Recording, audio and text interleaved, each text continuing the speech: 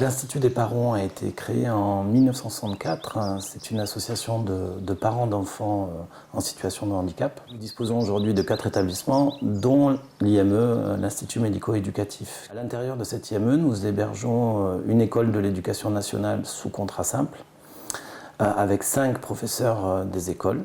Et le projet de l'association repose essentiellement aussi sur ce qu'on a appelé la pédagogie corporelle, à savoir sur le site de l'Institut des parents. Vous avez pu remarquer qu'il y avait un centre équestre, il y a aussi un gymnase, également une piscine chauffée à l'année et des espaces verts assez conséquents. Voilà. Ra. A. Tus. Tus. T. T. Donc on a installé en termes d'outils numériques.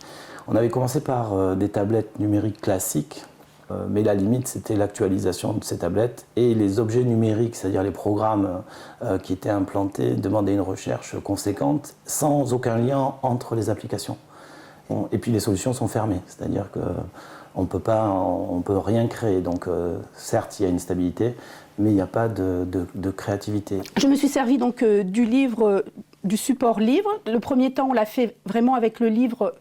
Comme ça, ils ont retrouvé un outil qui leur est familier, le livre. Et j'ai extrait de ce livre une image que j'ai donc scannée pour faire l'activité qui va avec, l'activité de langage écrit. Le, Juna.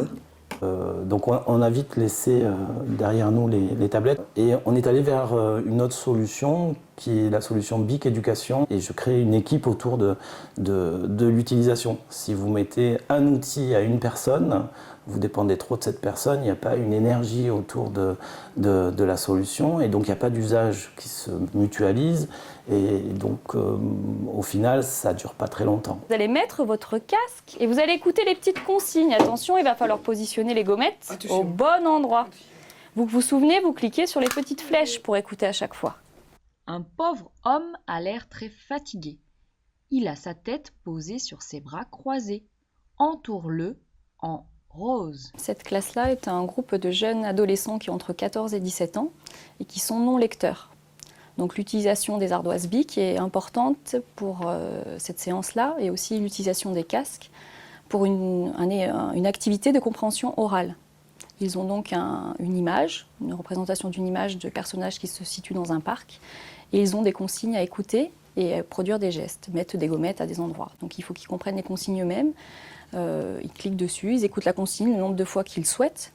Donc ça permet pour chacun d'avancer en autonomie à leur rythme, d'être concentré, de se centrer et de ne pas avoir tout ce parasitage et une dispersion. Au niveau de la concentration, ils tiennent beaucoup plus longtemps que sur un support papier ordinaire, parce que justement, il n'y a pas les obstacles du papier, de l'écrit, éventuellement de la motricité fine, s'il faut découper, coller, des activités où ils ne sont pas toujours en réussite. C'est un groupe aussi qui a de grandes difficultés dans les activités motrices, autant découpage qu'écriture.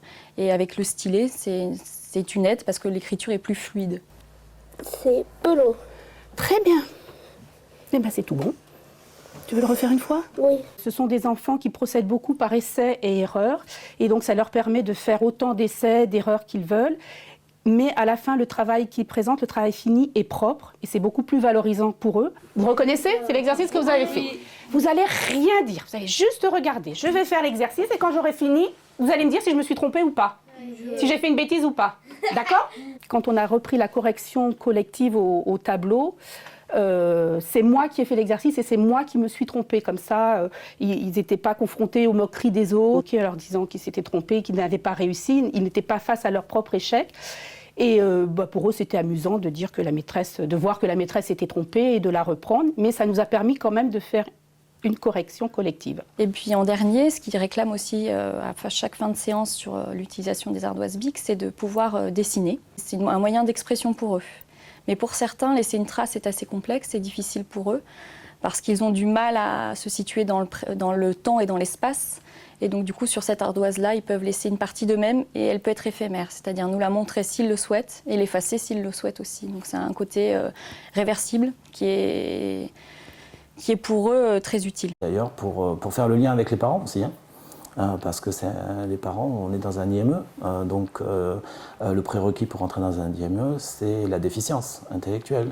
Et le fait de valoriser par des productions une fois par an, une fois tous les trimestres, eh bien on voit son enfant aussi autrement, et on le voit en capacité de progression. Et ça, c'est plutôt bien. Nous, on croit en eux, voilà, et cette solution aussi,